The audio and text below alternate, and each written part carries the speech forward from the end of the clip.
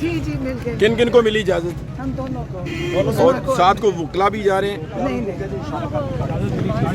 नहीं वो चले गए, वो अंदर जा चुके। वो ना हो पिछली की दिन की तरह वहाँ लेके जाए वहाँ बिठा, क्योंकि टाइम आउट हो चुका है इस वक्त। आज ना मुलाकात हुई तो फिर यहीं बैठते हैं।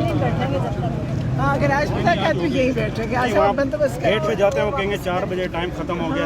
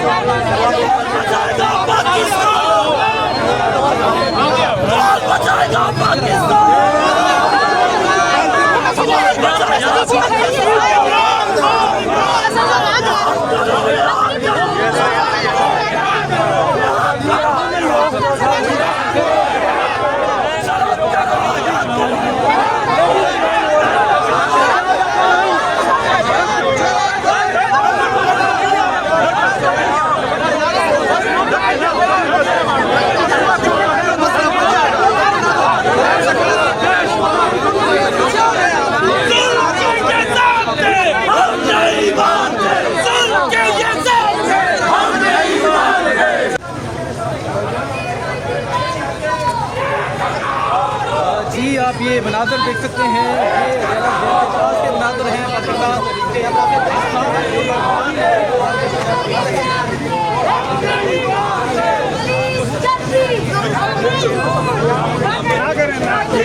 Ladies,